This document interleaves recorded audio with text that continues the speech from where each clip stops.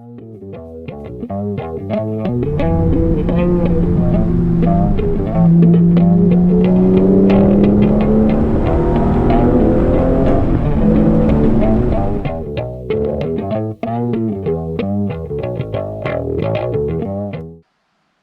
going on, everyone?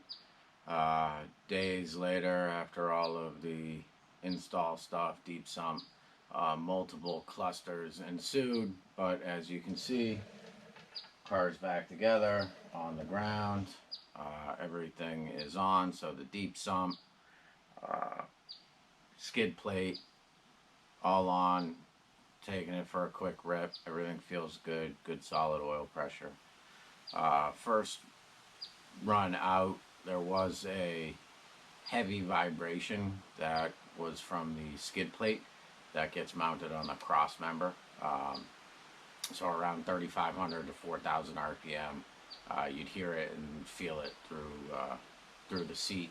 So I went and bought some gasket material, some rubber gasket material from Home Depot, and I'll show you how exactly I mounted that on. So if you can see,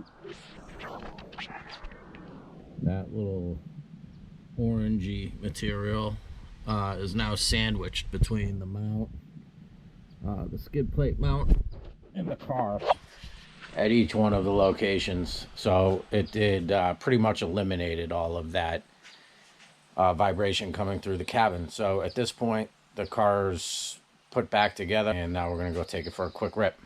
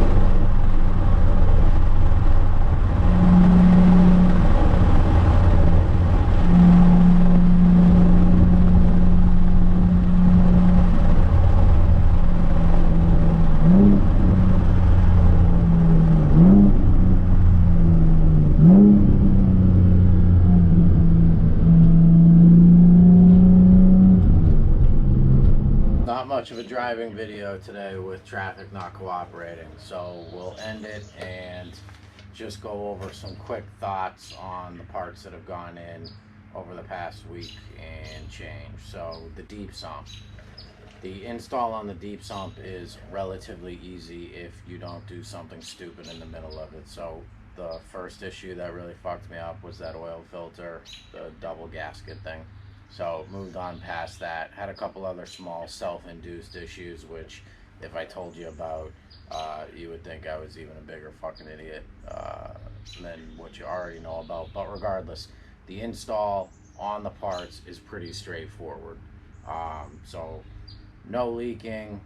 We're holding an extra 1.5 quarts or so of oil. All good there. Not too bad.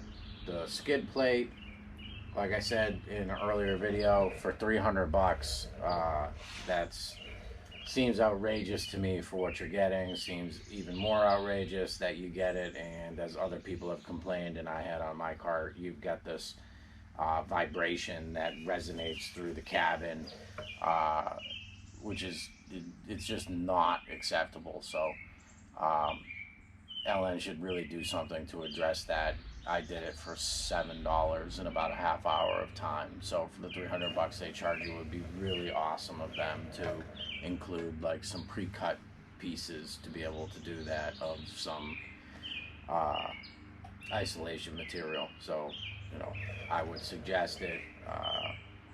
If not, I'll put the link to the shit that I bought from Home Depot, and if you're getting it, I highly suggest don't fuck around, just put it on to begin with. I wanted to see if it was really as bad as people say, and it wasn't terrible, but it was bad enough that after you go and fuck around with the oil system, the noise and vibration could definitely get in your head and make you think that something's about to fucking explode.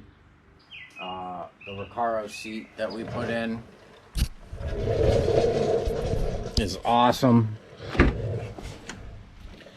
Like we talked about before, drops you down another couple inches and gives me an unobscured view of the tack now. So a little bit more of a chore to get in and out of, because it's definitely way tighter, but once you're in, it's awesome. So Recaro, can't go wrong with Recaro. What else did we do? So we moved the passenger seat out. So, and then the small battery is working great so far.